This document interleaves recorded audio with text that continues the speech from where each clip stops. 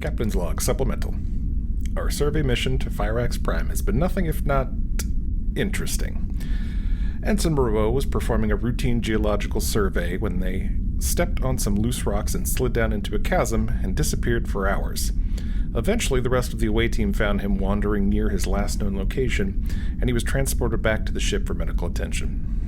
During his debrief, he described an amazing subterranean ecosystem filled with beautiful plant life, gorgeous waterfalls, and a civilization of tiny humanoids.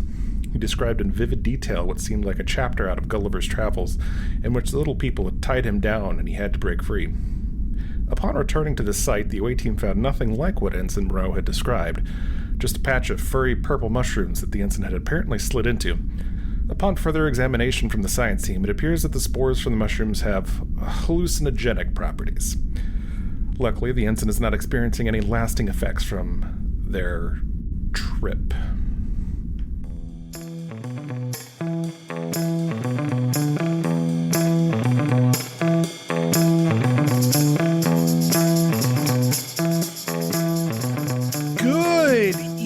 Everyone, welcome to Captain's Log Supplemental. My name is Stanford. Joining me is Chris. Hello. And Rob. Hello. Now, gentlemen, I have one very important question for both of you. How does it feel?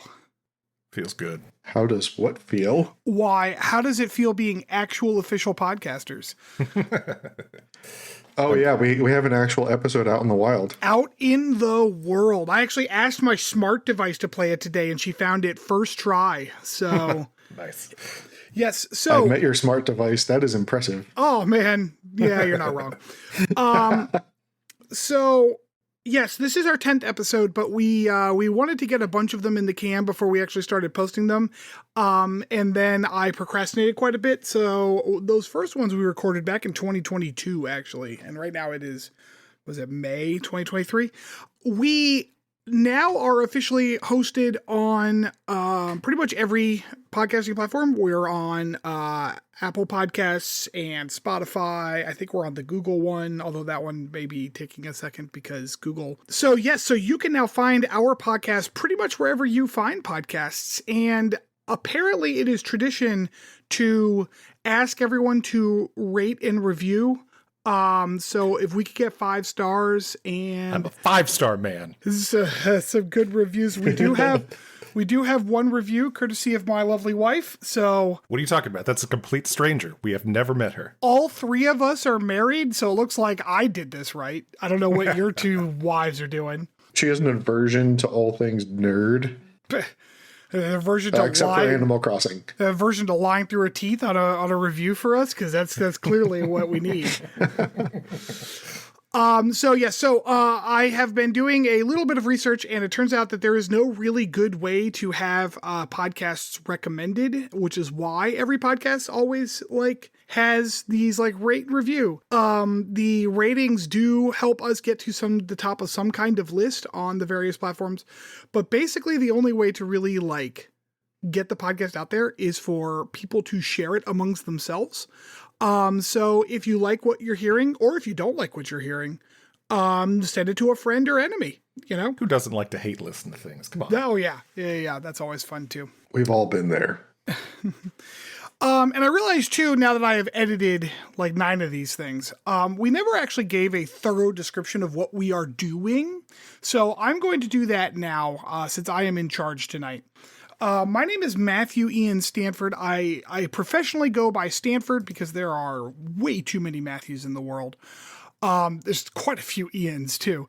What we are doing on this podcast is a rewatch of all of the main Star Trek media in chronological order in the universe. So that's why we're starting with Enterprise, because it is the oldest stuff. Now, when we say the chronological order in the universe, we mean from the perspective of the actual show itself. So if they do go back in time, for example, when DS9 is going to go back to the original series timelines for the Trials and Tribulations episode, we will do that episode during DS9's run because that's the frame of reference to the show itself. Each episode will ideally be a relatively brief summary of the episode that we watched.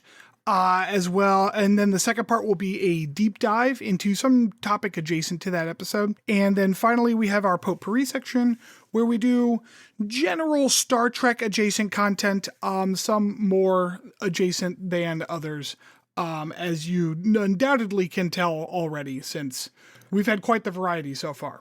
Basically, we're just trying to have a little bit of fun. That is the goal. That and we just don't know what we're doing. What if they thought we did?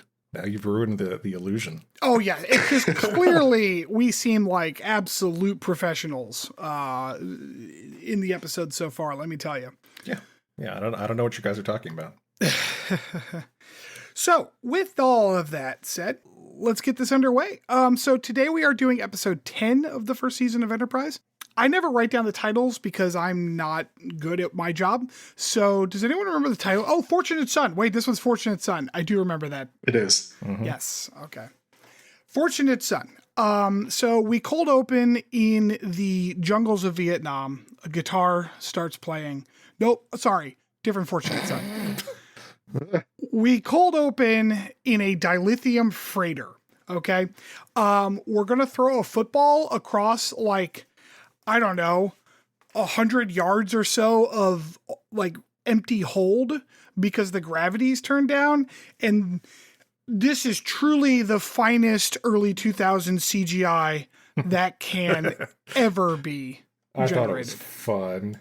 So my wife is telling me that I'm saying too much. Honey, you have no idea how many of these I edit out. It's a bunch. Magic. The magic of post-production. So their captain and the first mate are throwing a football back and forth over the course of several hundred yards, and they're, joshing each other. Then the alarms go off and the ship is attacked while they're at warp. And I guess maybe this is my knowledge from other various science fiction media getting to me, but can we just attack stuff while it's at warp? I feel like I thought we couldn't do that. So it definitely occurs from time to time in Star Trek, but it's definitely one of those things that's plot, defined. It's most of the time I would say they almost intimate that you can't do that, but also sometimes they just go ahead and do it. So, the Borg knock the Enterprise out of warp on several occasions. It happened in one of the... It happened in one of the new Kelvin timeline movies, too. Yeah, that was where, the Kirk goes Khan AWOL. one. Yeah, where Michael Keaton shot them down. Yeah. That one was scary because a bunch of people got blown out into the warp stream, and that was ugh. Listen, it's not really any better or worse than getting sucked out into space any other way. Sure. Yeah, I'm just going to not get sucked out into space, I've decided. That's a good plan. Thanks. I've worked really hard on it. So... we dropped out of warp and cut to the opening credits. Of course, we get a little Faith of the Heart. Faith of the Heart. And then Archer is woken up in the middle of the night. Now, Archer's woken up in the middle of the night by a comm alert. Mm-hmm. I feel like Porthos needs to bark more. I can't. I don't know why, but I feel like the show is not complete because every time any noise is made around Captain Archer's cabin, I feel like the dog should just go insane because that's what dogs do, right? He is a terrier too, so those are usually very barky animals. Is he a terrier? Yeah. I thought he was a little beagle. Oh, is he a beagle? I don't know. Same difference. But very different They noise. also do bark a lot. Yeah, also, yes. Yeah, don't beagles bay? Ew. Ew. I don't know what that means. The that noise. Oh, maybe. I think they're a kind of hound dog. That would make sense. Yeah, that's the word. Yeah. I could be completely wrong. I don't know my dogs. But I think it would be very funny if someone was if we had a scene where you're out in the hallway and someone's knocking on Archer's door and then you just hear Porthos going insane in there. And Archer's just a minute and wrangling the dog. Yes, he sounds like Blue. So he gets a comm from the guy in charge of Starfleet, some sort of admiral. And he says, I hate to do this, but we're turning you around, which is a little dramatic for a 2-day trip. Right. It made it sound like we had to cancel the whole mission, but no, it's just 2-day trip. By the way, it's recurring character Admiral Forrest, by the way, not just some admiral. Recurring character Admiral that guy. Yeah. Mm-hmm. Apparently the freighters go warp 1.8. They're like, who all's on the freighter? And they're like, the complement of the freighter is this many people. And Travis, who grew up on a freighter, you're going to hear that a couple of times. Travis does not stop mentioning the fact that he grew up on a freighter.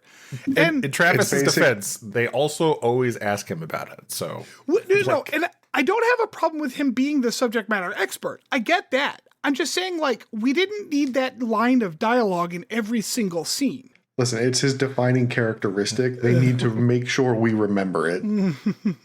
So yes, that's the reason I remember that his freighter's name is the Horizon, because he literally starts almost every conversation in this episode with, when I grew up on the Horizon. Hey, did you know Travis grew up on the Horizon? Travis is there, and he's like, hey, there's gonna be some kids and some babies on that thing, and everyone kind of looks at him, and he's like, one thing I can tell you, at warp 1.8, you got a lot of time for fucking. People be fucking. He's like, there's nothing else to do, just fucking, just Netflix and chill all the way to, I don't know, whatever. I find incredibly unlikely that they would not have something to do, like. I mean, it's a 5-year journey, Chris. So like there's plenty of time for fucking. Yeah, I mean, true. I'm just saying, they made it sound like there's nothing to do. I mean, there's definitely stuff to do. Yeah, you can play football. Yeah. Mess with the gravity on the ship. Mm-hmm, mm-hmm. Play hide and seek. Hide and seek. That's right. That does come up later. Mm-hmm. They show up at the cruiser the freighter, because it had let out a distress beacon. The freighter looks a little banged up, and it's leaking air, but otherwise mostly okay-ish, I guess. But the Enterprise crew decides to hop aboard because their comms on the freighter seem to be down. Archer says, wow, that airlock doesn't look great, and Travis is like, there's an airlock on the other side, don't worry. And Reed, once again, looks so disappointed that he doesn't get to blow something up. I do appreciate, by the way, that the Nausicaans seem to go by rules of like old Earth pirates, where they'll like board you, but not do all like, real bad stuff. Just, kind of take some stuff and leave. I guess I did not get that the Nausicaans, and spoiler alert, what happened was Nausicaans attacked them. But I did not get the sense that the Nausicaans actually took anything. I think they just kind of fought them off and they fled.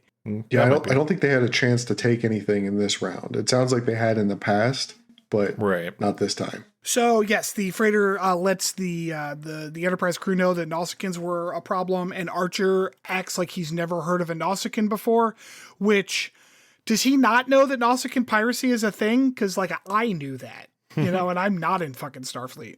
But it's okay. The other freighter crew talks to the Enterprise people very willingly, because Travis gives them the, secret freighter handshake. But we cut to shady things as we find out that the freighter crew has a Nausicaan prisoner aboard. By the way, these Nausicaans seem like they like look less like fearsome than like I remember Nausicaans looking in other Star Trek shows. Like they just seem like some dudes with some teeth on their face. I don't know. They don't look as intimidating as they used to. I wonder if it's because you get a lot closer look at them in this one, because like physiologically they look about the same, but these ones actually have a personality beyond just being tall and vicious. Maybe that's it. And they got some nice leather jackets. Shit. Yeah, they do. Nausicaans are some snappy dressers. The freighter crew agrees to allow the Enterprise engineers to help them fix some stuff on their ship, machine some parts, etc., etc. While they're doing that, Travis is giving this acting captain. Yes, that's right. The other thing, the captain is hurt. A Nausicaan disruptor disrupted his neural pathways, so Phlox has to regrow his cortices. It seems like a very serious medical condition that's kind of hand-waved. And Phlox is like, nah, it's fine. Yeah. It's fine. It's totally fine. Yeah, they made it seem like it was way less traumatic than I would imagine it actually was. Mm-hmm. But anyway, so while they're sticking around, they're going to help fix the ship. The acting captain, first mate douchebag, he and Travis is giving him a little tour of the ship. In my notes, I abbreviated him as FG, which started out as freighter guy, but also devolved into this fucking guy. This fucking guy. He is too. This fucking guy. They marvel at the transporter, and Travis, or the freighter guy says, they say for a split second you can feel yourself in both places at once. Fuck you. Ew. Nope. Transporters are gross. I'm not going near them. I know, man. As soon as he said that, I was like, oh man, Stanford's gonna love this. That's such bullshit. It's such bullshit. Tucker is showing off his engine. The first mate douchebag is unimpressed, and he's like, if we end up going faster on our freighter hauls, where's the fun in that? We like the speed we go. Which they're saying that like Warp 3 engines are now like consumerly available, so talking about cutting a 5-year trip down to 6 months, there is not a single fucking freighter person who does not want that to happen. Right. No. Like 6 months is the difference between I have to take my family with me and not, Yep. Right. So, of course, as is tradition with these episodes, Travis and this asshole sit down to eat because they have to eat. You got to have an eating scene. And I don't know. Required. I don't know if this is intentional or if this is just how the actors are, but it's kind of interesting that like Travis, if you watch how they eat, Travis eats like he's in the military. He eats like a soldier. Just a very utilitarian grip, get the food in your face and move on with your life. Whereas the other guy eats like more properly because like he's got time to eat, he's got all the time in the world. He's on a five-year journey. So it's actually, I don't know if that was intentional, but it's a nice little detail. So this is actually something that I've heard actors, not necessarily Star Trek actors, be interviewed on before, but the views on eating in a scene really vary widely, apparently from actor to actor. Like some are very serious about it and will like make sure to make it look realistic, whereas others will like half-ass pretend to not actually ever eat anything, and then like that'll piss other actors off because they can tell it's so obvious. Right. But it could just be the differences in acting between the two different actors. Sure. But if it is intentional, it is a nice detail. Whoever directed that scene. You know what? This specific scene reminded me of something from Firefly. Do you remember the episode where they like get all the different meat pastes together to make the doctor a cake? Meat pastes. Yes. Them talking about like the recombinated meatloaf or whatever made me think of that. Resequenced, remember? Everything's resequenced. Resequenced, that's protein packs or whatever. Which Travis is like, I remember those. Motherfucker, you lived on that freighter like 2.5 years ago. Of course you remember that. He acts like it was 40 years ago. This kid's what, 19, Back 20? in my day. Yeah. I'm reinforcing my character. So running freight's dangerous, but like why? We'll get back to that in a minute. Then Travis is like, I like being in Starfleet. You should join Starfleet. And the other guy turns into, he dials his like douchiness up from like, I'm just going to be kind of standoffish to I'm raging douche. 1,000,000% douche. Because he's like, fuck you, Travis, you suck. And then he like storms off and is like, thank you for lunch. Bleh. Yeah, like giant, like she went like 0 to 100 at dickbag level. Like, yeah. We're just having a conversation. Why did you abandon your family? Right, my note here is Jesus, this dude's a dick. So we go back to the freighter, and T'Pol is fixing some stuff and incidentally playing hide and seek. It was cute. Which was a cute little scene, actually. I liked that little interaction. It's weird to me that T'Pol uses her own tricorder wherever she goes. It didn't really occur to me. That's a Vulcan tricorder, right? That's not like some kind of crazy science tricorder.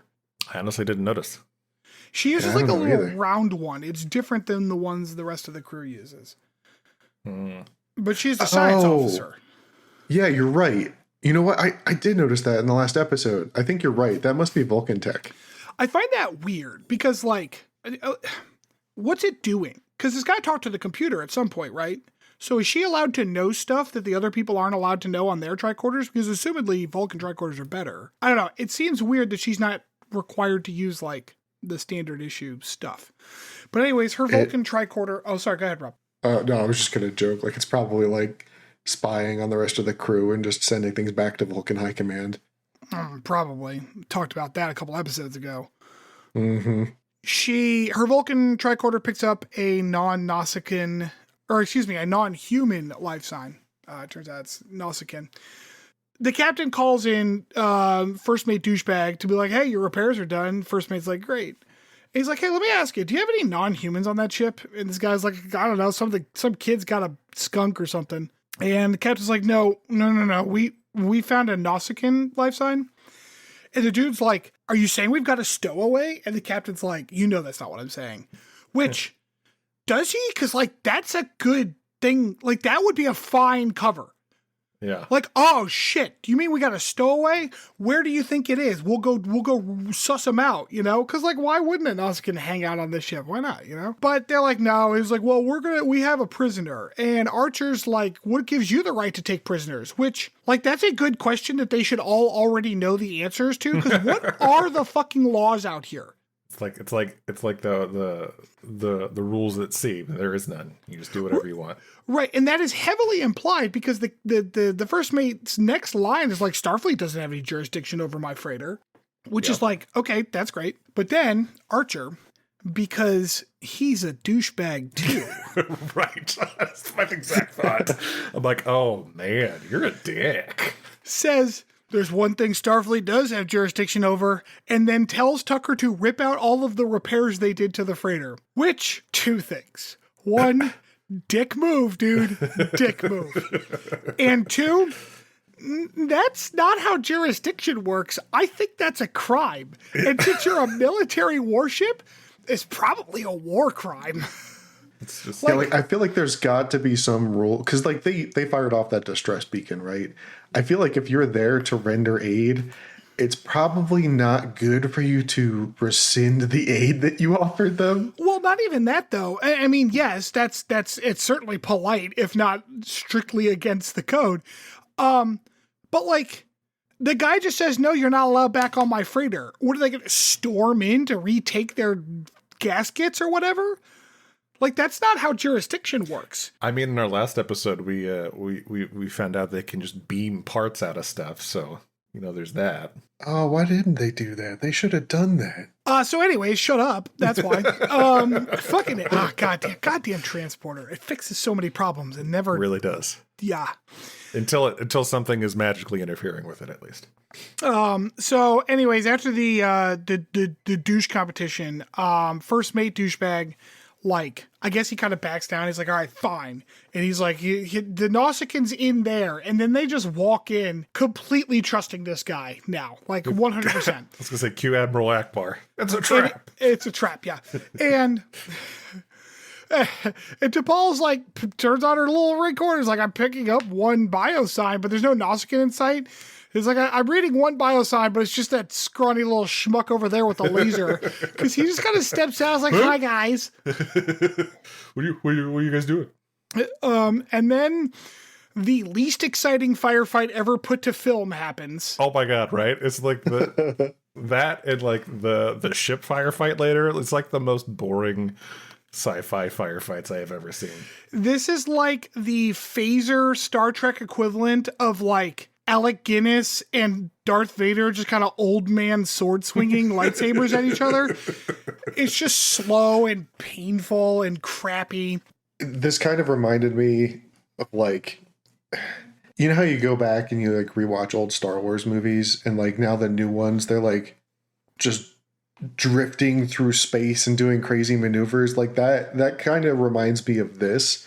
But I don't understand why it was in a 2001 show because it reminded me of like the original series of Star Trek. Mm-hmm. The two freighter folks that are in this crappy firefight, they bug out. They blow a hole in the freighter capsule that they're in, and then they detach that capsule. Hope there wasn't any important shit in there. Yeah, well, don't worry about it. Anyways, so the freighter shoots at the Enterprise and actually does a little bit of damage, right. Which I find silly because, like, how are you doing any damage? It's a military vessel, but they polarized the hull and everything. I know, right? Jeez. So Archer calls up Tucker because Tucker's in charge of the ship right now. And he's like, report. And Tucker's basically like, can you give me a fucking minute? I'm a little busy. And they target the freighter's little engines, and they miss as the freighter jumps to warp. Okay, great. Torpedoes still suck. Warp 1.8. Trip's like, they got away. Archer's like, follow them. And T'Pol's like, we'll suffocate, asshole. How about not? And so they're like, fine, come get us, and then we'll just try to find them. There's another shuttle pod on the Enterprise. They could have just booted that fucker into space and then gone after them. The Enterprise goes up to warp 5, which is like 100 times faster, I think, than 1.8. It's a lot. It's fucking a lot. So, like, you just take a minute or two to boot a pod out and then go get them. It'll take you a few seconds. But, yeah, whatever. So now they can't find the freighter, and they're trying to figure it out. But the long-range sensors got messed up. This is the part where I don't understand how long-range sensors looked, and I had to... I don't understand how long-range sensors work, so I had to look that shit up on the internet. Do you know how they work? In Star Trek? No. Because they get Is it like EVE Online? Well, they get information about stuff that's happening light years away with the long-range sensors. That's pretty long range. Yeah, so like... In real time? Yes. Is it entanglement? Have you ever wondered how their sensors know what's going to happen before they drop out of warp? Like, they're traveling faster than the speed of light, and they get information about where they're coming out. You're asking some complicated questions that the writers clearly don't give a fuck about. Oh, they do. They gave a one-word answer. Subspace. The magic of subspace. Yep. So anyways, there's subspace. Shut up. Anyways, the long-range word sensors don't work, so they got to find the ship. Whatever. Okay. So in the meantime, the freighter crew is interrogating the Nausicaan, and this Nausicaan is metal as fuck. Like, he is so like... Like I could give you some pointers on interrogation, you weak son of a bitch. And then we kind of cut away as he's getting punched. And then like, it's like, you almost killed him. Well, he gave us the information, didn't he? Because I guess what they want are the codes to the shield frequencies that the Nausicaans use so that they can tune their guns to it so they can punch through their shields. And as we find later on. Question. Well, yeah. Do you know why shields have a frequency? No. To scatter the laser beams?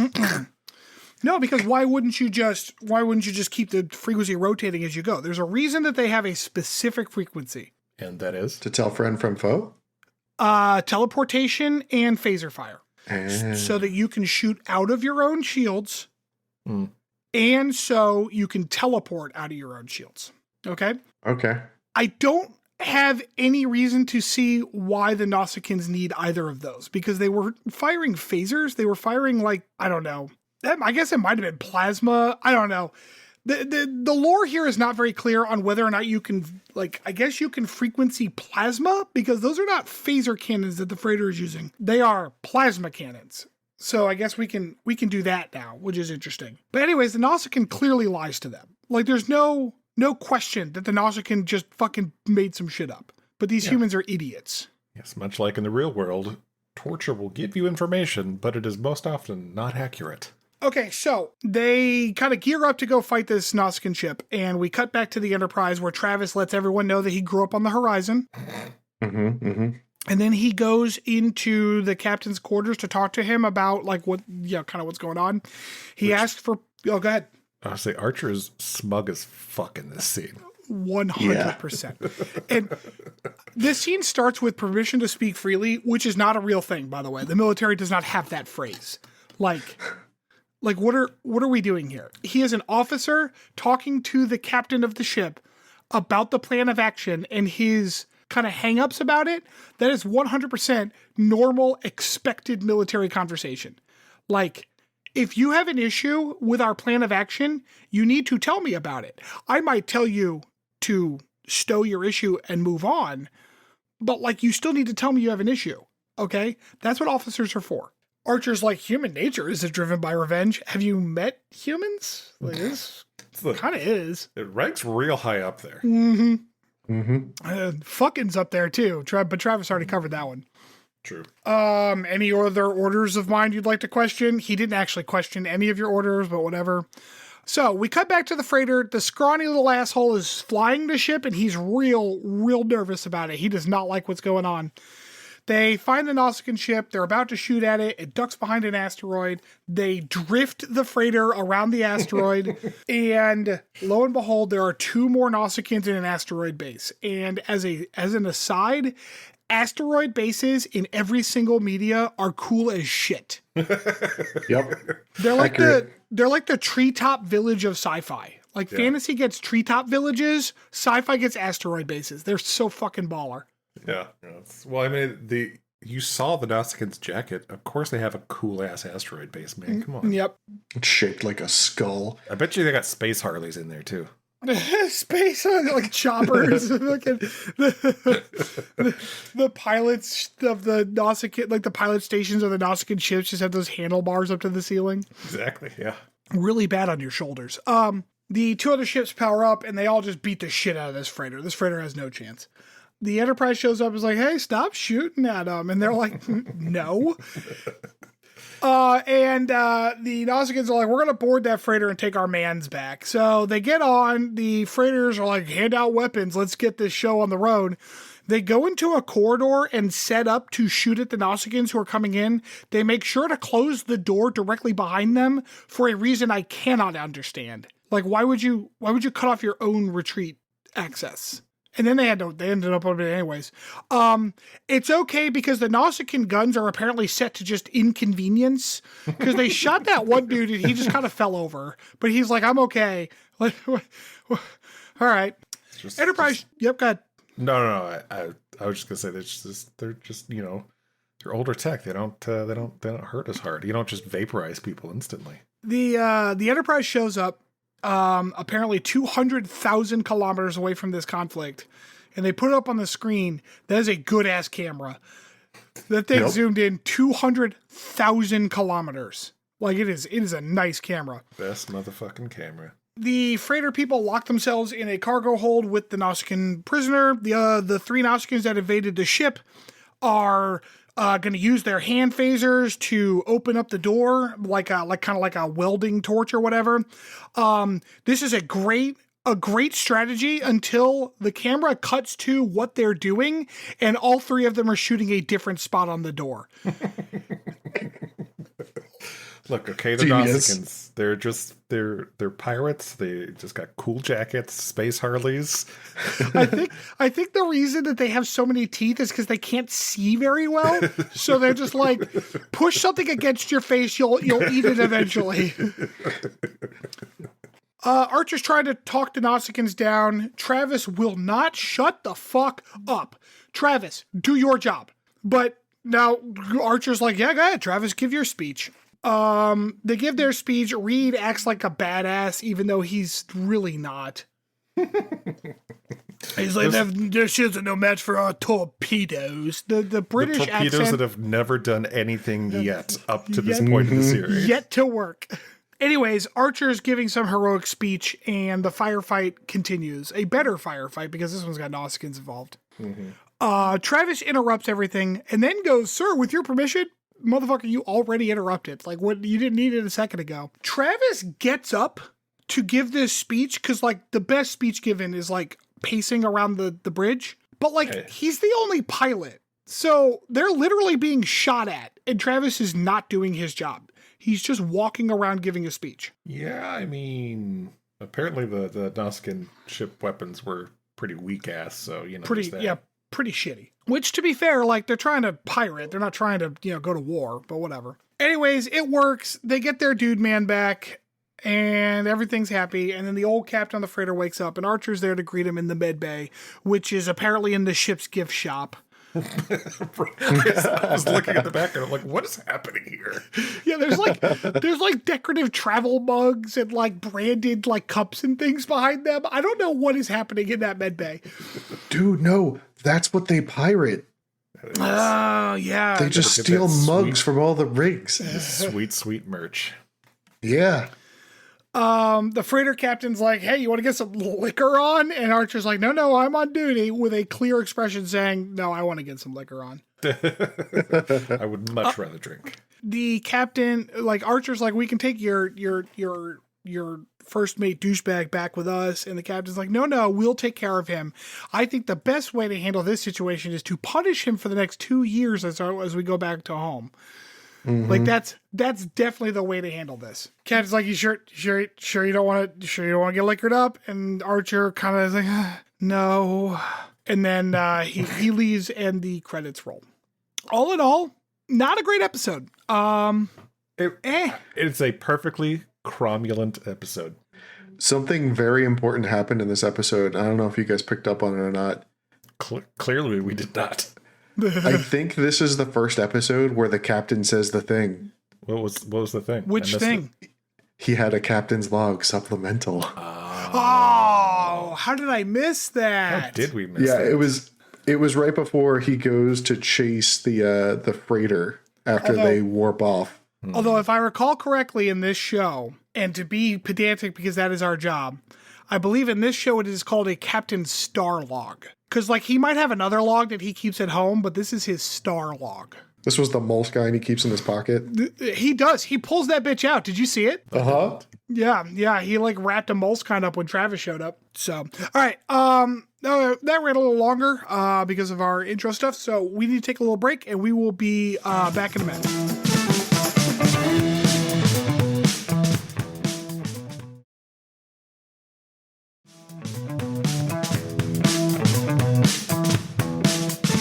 And welcome back for today's deep dive. We're going to get a little technical. Pop quiz. How does warp work?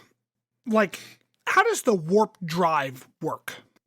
There's a bubble or something? Mm-hmm. Yeah, it bends space-time around a bubble. Okay. And then they go fast. No, that's it. Go fast. So that is called the warp bubble or the subspace bubble. There's a bunch of other terms for it too. But yes, so that is what keeps space inside the bubble sane while space outside the bubble gets weird, is basically what's happening there, right? That's all what allows them to travel faster than light. Do you know how that's made? Dilithium crystals. We're not there yet. But that is the crux of what we're going to talk about. All right, a really big microwave. Okay, have you ever wondered why every single spaceship in Star Trek seems to have nacelles?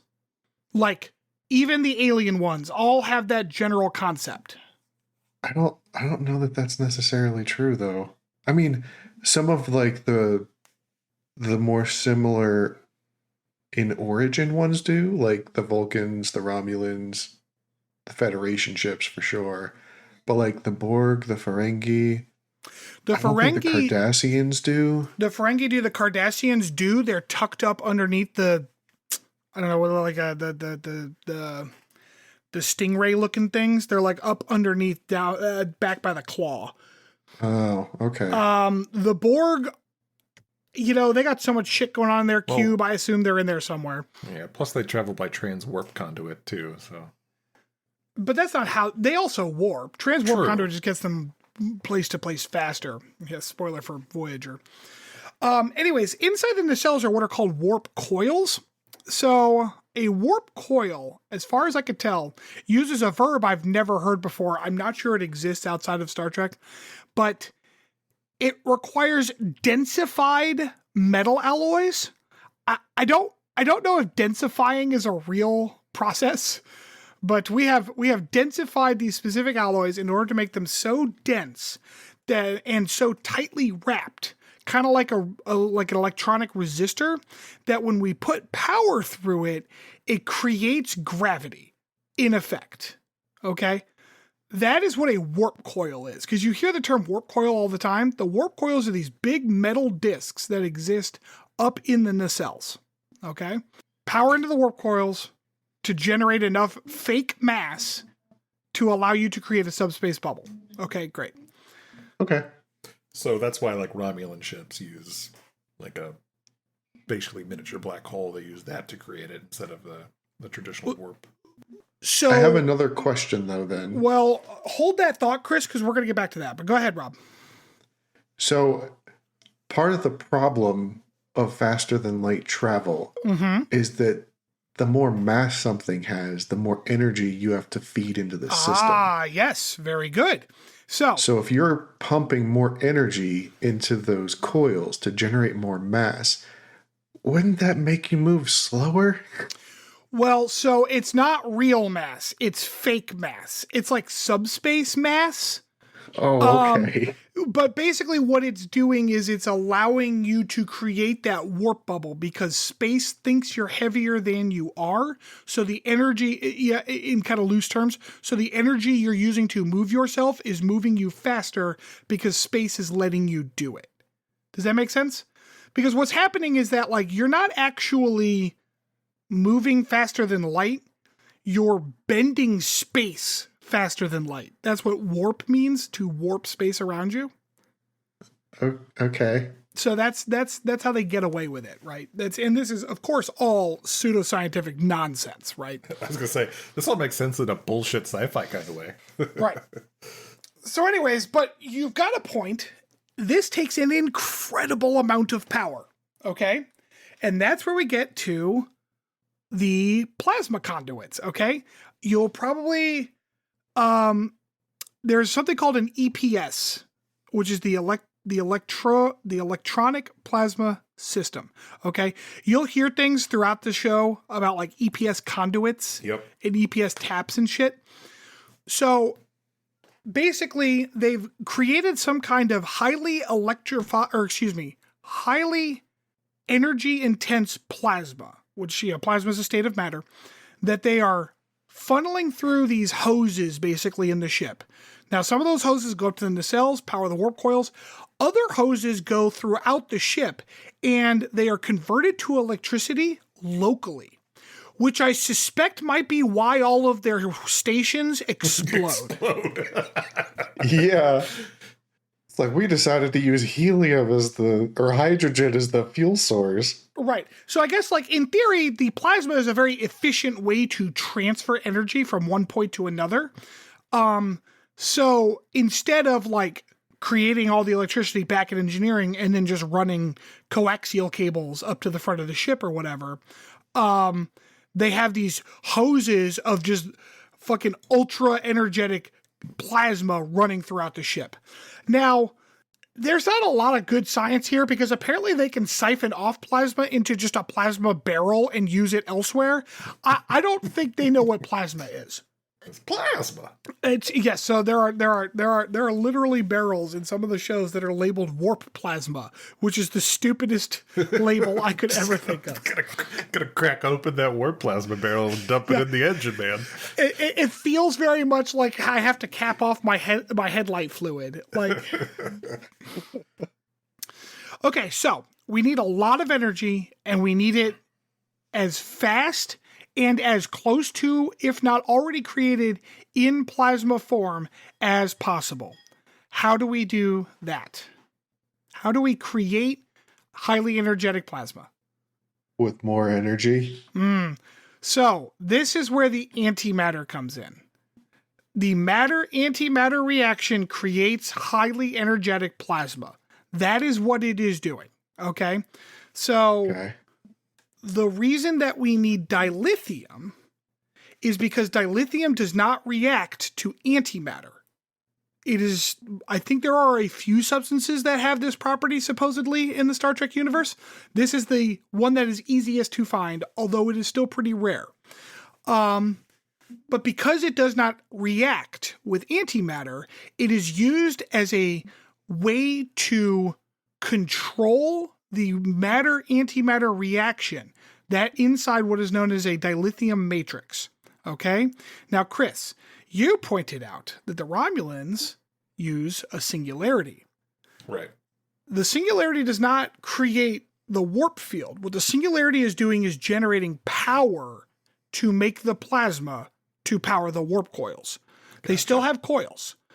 Okay. So they don't need dilithium because they're generating power with the singularity. All right, then. So the dilithium is like a control rod in a nuclear reactor. Yes-ish. Okay. In a sci-fi bullshit kind of way, yes. Right. So that is why dilithium is needed to run a warp core, because matter-antimatter reaction is the most efficient kind of generator that we have found that is safe enough to use. The singularity drives do work, but they are very dangerous because an unstable singularity has to exist in order to make the power, and unstable singularities are very easy to fuck up and blow the entire ship up into nothing. Right. It's much safer to use a fuel source with another fuel source that will result in both of them exploding uncontrollably. Way safer. Yeah, but it's okay. The tanks of deuterium and anti-deuterium are kept like 40 feet away, so this is never going to happen. Oh, good. Watch out, Worf. They're going to fall on you. Don't worry. All right. So, dilithium is necessary in order to control the matter and antimatter reaction so that we can properly do this without risking exploding everything. Great. Now, this leads to the obvious question. Stanford, wait a minute. Is there any dilithium in the Sol system? Is there dilithium on Earth? The answer is no. How the fuck did Cochrane get to warp? I feel like we need to get the gif of the ancient alien guys just going, Aliens. I'm not saying it's aliens, but it's aliens. Theoretically, maybe asteroid impact or something? There is an official answer to this question. Oh, is there? Okay. Oh, Someone asked one of the writers in a panel, and the writer gave the "this is what we assumed" answer. okay. Okay, you ready for this? Oh boy. What was the Phoenix made out of? Fuck if I know. Do you remember, Rob? Nanofiber? I have no idea. Sorry, not what material, what thing? Oh, it was a missile. It was a missile. What kind of missile? A nuclear missile. That's correct. Obviously, we don't need the nuclear warhead anymore. That's where the pilot's going to sit. Sure. So according to the writer, the implication, if not the kind of understood knowledge, was that Cochrane converted the nuclear missile into a power source strong enough to go to warp. Okay, so listen. Nuclear power is immensely powerful. But fission is far outweighed by fusion, right? Sure. Antimatter to matter destruction is extremely efficient. Much more so than fission Absolutely. or fusion. Like, there is no way. Like, if you need an antimatter matter reactor or matter antimatter, there's no way. There's no way any human nuclear science would be capable of producing that much power. So this is where things get a little wonky, because actually the Phoenix does use matter-antimatter reactor. The problem... So do you remember what was the problem with using antimatter-matter reactors without dilithium? It was unstable. They explode? Right. You can't control it. But actually, that's not quite true. You can, as long as you have a strong enough power source that is external to the reaction to create a stabilizing magnetic field. And this is something that we are doing now on Earth today. So theoretically, and again, this is all based on a writer's 2 sentences and a terrifying rabbit hole on Memory Alpha if you ever want to risk your sanity. He used the warhead's nuclear power to create a strong enough containment field so that the matter-antimatter reaction wouldn't cascade and blow him up. Super safe. That's just an insane amount of power. I feel like you would need a matter-antimatter reactor just to power the electromagnetic field that's generating the safety net for your other matter-antimatter reactor. And it is important to note that he didn't go to warp for very long, and he did not go to warp very fast. I don't know what speed the Phoenix attained, but it could not have been much past light speed. It was 1.1 C or something. It was not very fast. Right. So, yes. So, the reason that this is related to today's show is because dilithium is what these assholes were carrying. And dilithium is the safest way to power a warp-capable spaceship, which means that this is literally the most vital resource to any spacefaring society. shouldn't they protect these shipping lanes even a little bit?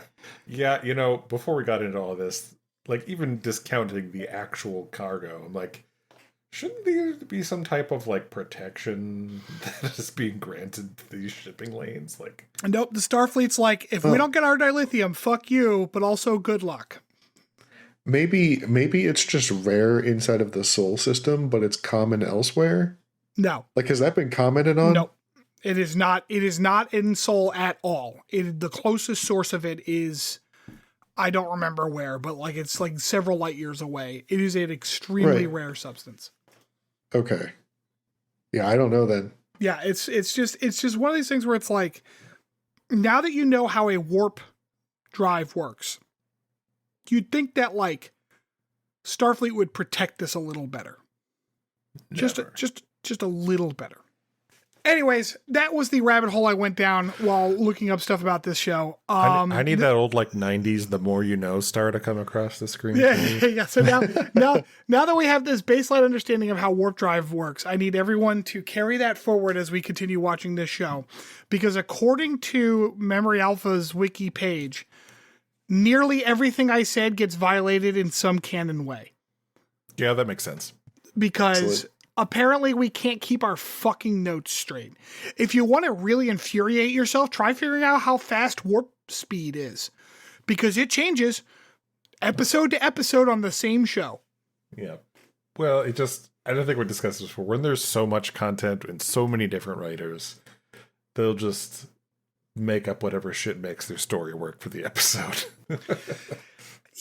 Yeah, but like this is basic stuff that like needs to be the same, right? Because this is the fundamental core of the show, is like the ship goes faster than light and we go to cool places. Great. Like, it doesn't take a lot of paragraphs to just in the Bible for the show to be like, this is how warp works. While I understand what you're saying, and it is correct, also, a large portion of the audience does not give a flying fuck. They're there for the cool shit. I do. All right, that was my thank you for suffering that with me. I really appreciate that. We will be right back with Potpourri after this brief break.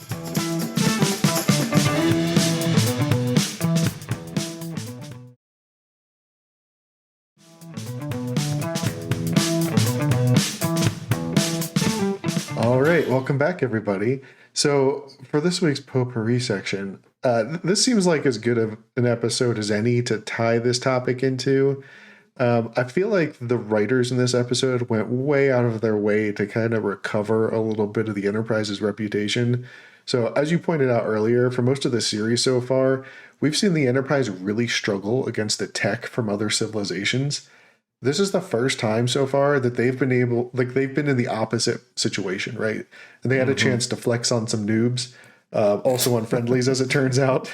A big theme was kind of talking about advances in technology, specifically warp drive capability, and how it can kind of upend the lives and livelihoods of like your everyday working man, right?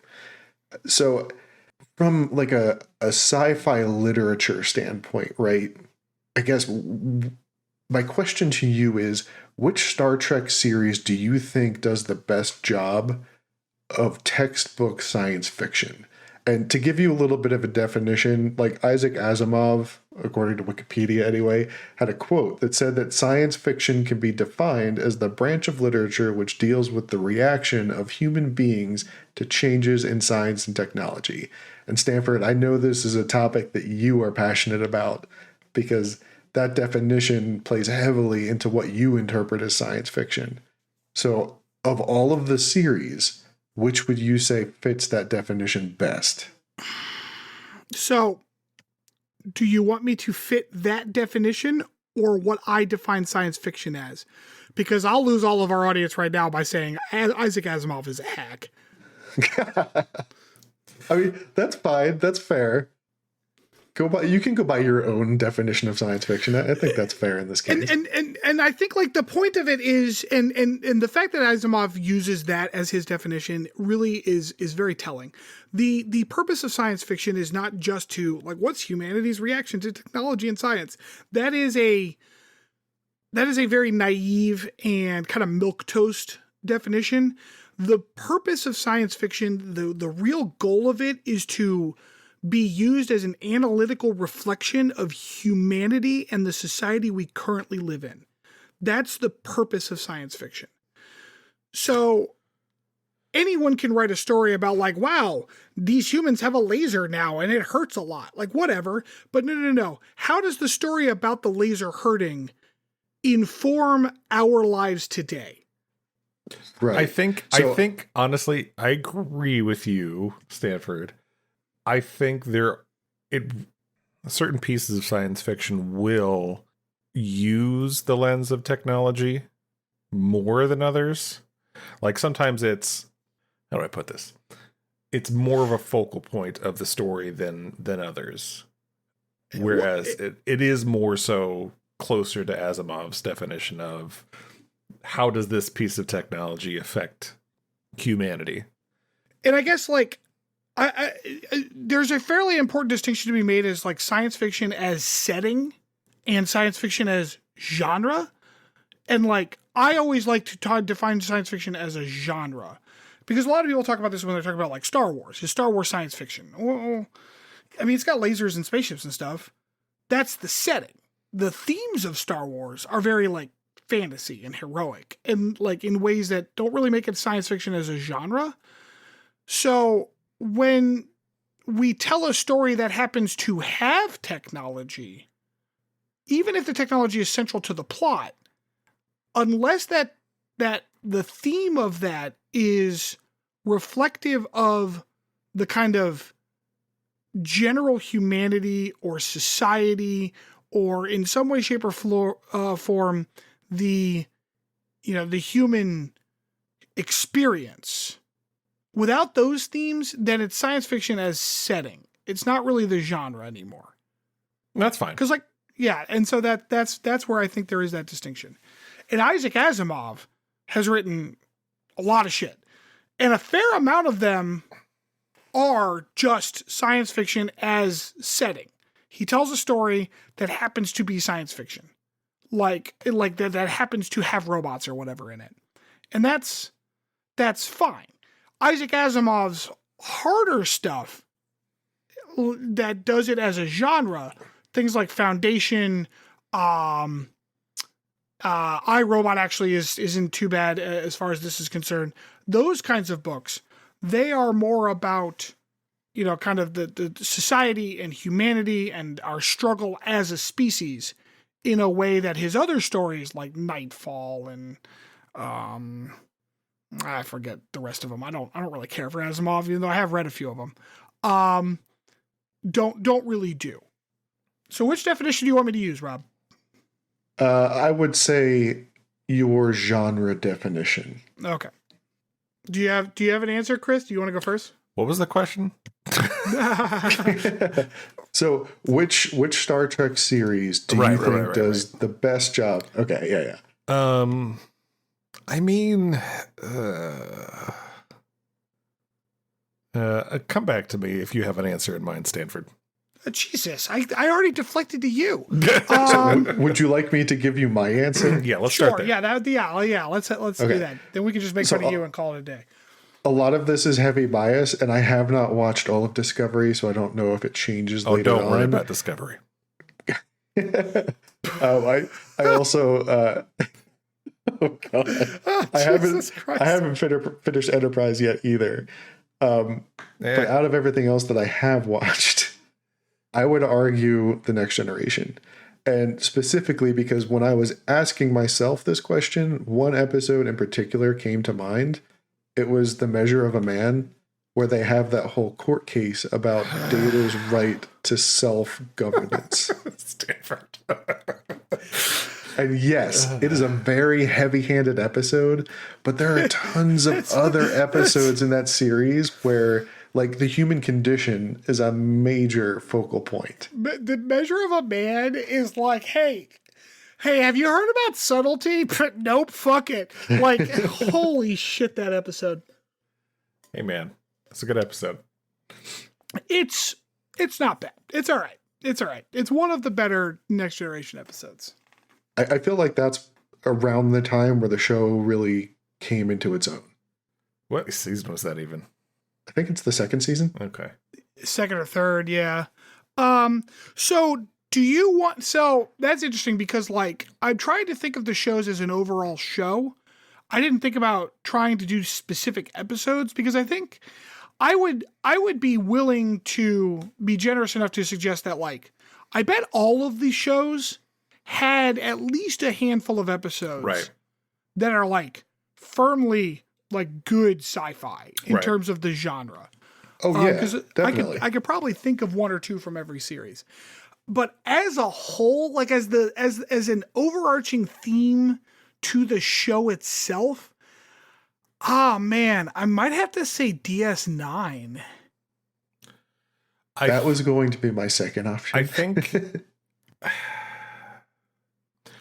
I can, as an overarching thing, I think you would have to say DS9 just because of its more long, like, more overarching plot lines that it has, whereas, you know, the other shows are more episodic.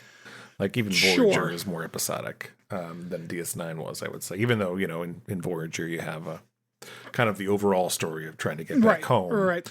I think DS9 had more actual, you know, season length or longer plot lines.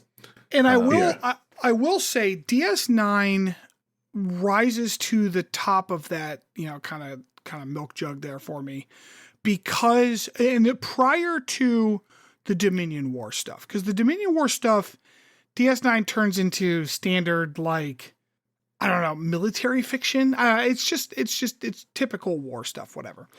But prior to that, I think the reason that DS9 does so well at this is because they don't go anywhere, which is like, in some Yeah. ways, kind of a judgment because Sure. it is Star Trek. Let's actually go somewhere.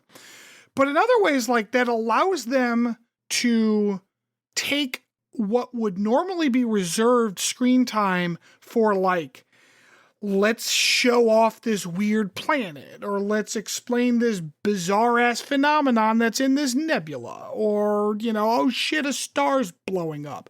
They can take those like screen time moments to use them on not only furthering the themes of whatever the plot is for the primary, you know, A plot of the episode, but also to explore some of the relationships that the minor characters have among one another, or excuse me, between one another. And a lot of those relationships are very much defined by how technology and science and access to those things informs their ability to navigate through the social structures of the various, of not only the station, but the species that they belong to. And specifically, when you think of like Quark's brother and Quark's nephew, Sure. and how they're able to navigate a wickedly capitalist society based on their access to, you know, Federation and Cardassian technology on the station that most Ferengi do not have access to, and how Nog has access to a different way of life than his dad did because he can join Starfleet. Right. Like, these are the things that make it feel very science fiction as a genre. Yeah. Yeah, I think overall I would have to probably pick DS9. Although I think Next Generation does do a very good job of that in a number of episodes. I think DS9 overall, just because of the way it was written and the way the plot lines were put forward, I think offered more of an opportunity for subtlety, for lack of a better word. Like, it wasn't it wasn't just, you know, okay, I get it, you know, this is the thing we're looking at in our current society, and we're painting it in this lens, as a lot of kind of those single episode things do in, you know, Next Generation or Voyager or whatever. I think it definitely did a good job with that. I think it's very interesting especially in the Next Generation, about how they talk about androids and cybernetics, and like seeing Data evolve in particular was pretty neat. Buckle up for Picard, man. Oh, really? That's like the primary kind of thing that's like throughout the whole thing is whether or not.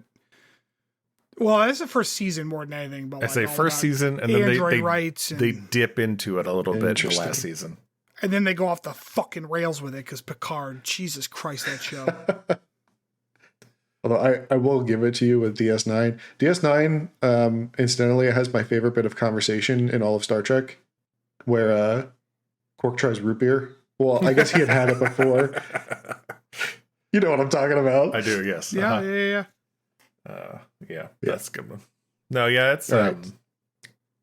Yeah, I think probably DS9, if we're using that definition, probably does the best job about it. But they all do. They have their moments for sure in a lot of different episodes and other shows. All right, so there you have it, Internet. As decided by the three of us, I am outvoted. DS9 is peak Star Trek science fiction. There's a large subsection of the Star Trek community that would very much agree with that answer. Oh yeah, no. It's just DS9 is still like the fan favorite, which and is it though? To be perfectly transparent, I actually didn't care for DS9 all that much. I liked it. It was fine. Although, like, I swear I like Star Trek. Like, I say that about a lot of Star Trek. But I did not care for DS9's individual stories very much. I found them a little ham-fisted. But being inelegant does not make you ineligible for science fiction, right? Like, so you could be ham-fisted and still be hard sci-fi. Sure. Whereas you could be as subtle as you want and fucking miss the ball. So what do we think is the series that is least science fiction then? Oh God. Enterprise. I've only seen 10 episodes and I will say Enterprise. Oh, I don't know. The last season of Enterprise might pull it back out though. The last season is really good. Okay, as far as these themes are concerned. Okay. Sorry. I didn't mean to say it was good. Let's roll that back. Yeah, the political intrigue of the last season is pretty well done.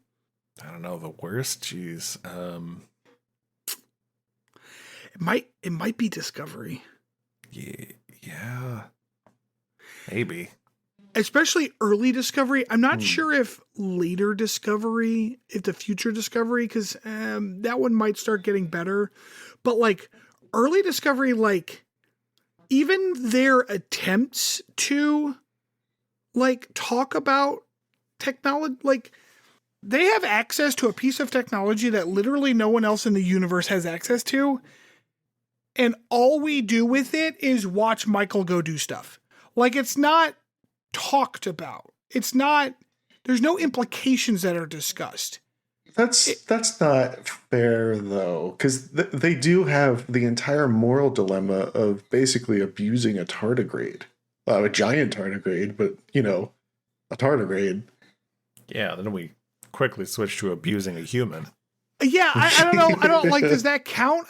Because the problem is that happens for one episode and then it's just hand waved away, right? Yeah, I guess so. Discovery's bad. Yeah, no, I don't know. The problem is that Star Trek Discovery is so gung ho about the main characters and what they are doing about this main problem that we don't talk about society at all. Even opportunities Burnham was a fucking convicted criminal, but the way that the Federation handles criminality is not discussed at all. It's just something that she does and then is no longer. And then that's it. We're done. All right. It's agreed. Discovery's the worst. Not that it's a bad show. I enjoy Discovery, but I think it might be the least one. I think it's a bad show. Oh man, I like Discovery. I've enjoyed what I've seen so far. The far future stuff they missed so hard on such a key aspect of it that it drives me insane. Was that key aspect it being a good show? I really like the bridge in that show. The bridge. Yeah, Can like the anyone bridge sit of the Discovery. fuck down? Why do only the pilots get to sit? They all inherited the necessitation of standing that is enforced on American cashiers. It looks like a WeWork office. Look, Like a the problem I have with Discovery is just everything is just over dramatized, and it's just like, look, not everything needs to be a fucking speech or just a sobbing breakdown. Like, there's so many times watching that show with Mariah that it's like we have 2 minutes to make this critical decision, and then it follows like 7 minutes of speeches. oh my God. And like right after one person, then the next person gives a speech. It's like, geez, you do not have time for this. And I think they have a lot of characters that are interesting and a lot of things that they could do with it that they just completely ignore to over dramatize it. And it's just like, I just can't watch I think it. that's my point. That's my point about why it's not good science fiction as Right. genre. Because like there are some very interesting talks that could be had, themes that could be demonstrated between like sexy black doctor and how he's the one that the whole ship has to lean on. And like it's mentioned, he's upset about it, but like one speech later and we ignore it forever. Like that's not exploring a theme. Mentioning something is not exploring a theme, you know? I feel like they did, at least early on, they did a good job with Saru and him like rediscovering his civilization. Fuck, I hated Saru. And then I hated every single thing about that character. Vogue. Do you like the way he walked with his hands behind him and they swooshed? So, and this really is apocryphal, anecdotal. My mom and my stepdad have met that actor. Apparently, he is very nice, which does not surprise me. He's been in a ton of Star Trek. That is how he actually walks. Wait, what? Wait, no, that can't be right. No, I Yes, don't believe he you. is. No. He is tall and lanky, and he kind of has this like swish to him. I think he over exaggerates the hands behind his back part. Okay, but like, according to my mom, no that is fucking how he human actually walks like that. Like that is how he actually comports himself. Now, part of it I think is that he's wearing those like hand things. those like hoof boots. Oh, yeah. But and you didn't like y'all didn't hear this from me, as I say on our public podcast. Apparently when he got the role, he was excited because like it was the one role where he wasn't going to have to modify his body in any way through costuming because like it's an alien who gives a shit what his body looks like, right? But the costume department's like, we're going to give you these pads to make your butt bigger. And he's like, no, I was born without an ass. God damn it. I'm taking it to the screen. He's a very skinny fellow. He is too. He's a lanky guy. But no, and it's nothing against the actor. I just do not like anything they did with that character. He is not my least favorite character in that show. That would be the Emperor lady. Oh God, yes. Oh, I hate but it. he is my second. I actually like Saru in general in that show. However, yeah, I did too. But Empress Georgia was definitely. I just shoot her out the airlock for God's sake. Terrible character. Not like I don't care that she was evil. Well, it's just like she was just terrible. She was stereotyped. And also, like, why would Michael ever be on her side ever? Yes, it's like why are we falling? It's like, your mentor is evil now. No, it was like,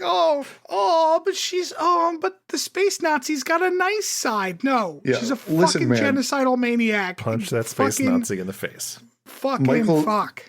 Michael's had all of her emotions suppressed for years, and they're all just coming out now. And she's got a lot of feelings about stuff. That's fine. There is absolutely nothing that woman brings to Section 31. Section 31, already a dumb concept, but whatever. Like, what qualifications does this person have? She knows nothing about our universe. Otherwise, she just can't look at bright lights. That's her only ability. Oh man, she's on board with Captain Picard then. There's 4 lights. There are 4. Oh. Well, that was a fun episode, too. Yeah, that's a good episode. That's one of my favorite all-time Star Trek episodes. Wow. Okay. All right. Anything else, Rob? Nope, that's all I got. All right, everybody. Thank you. I apologize for how long this one was, but it was our 10th episode. It's like a little anniversary, so it's going to be a little longer in the feed. We will be back next week with episode 11. Again, please, if you are enjoying this or not, I'll take lies. Please, rate us, give us a good review. 5 stars is always the nice one. If we get some good ones, we'll read them out on the show. So far, we just have the one, and I think that's a little nepotistic if I read that one out. Yeah, put some dumb shit in that review. I will definitely say it. 100%. In fact, we won't even read them ahead of time. We'll just read them live on the show.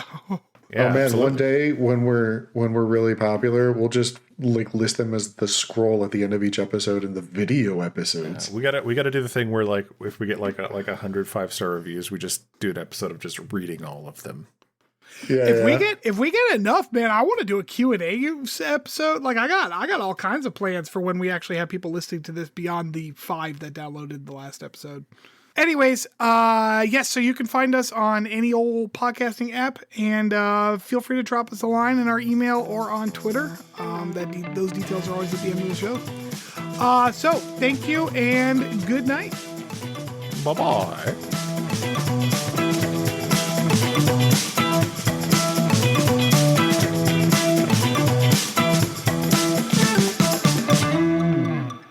Thanks for listening to Captain's Log Supplemental. You can follow us on Twitter at PodCLS or send us hate mail at podcls3@gmail.com.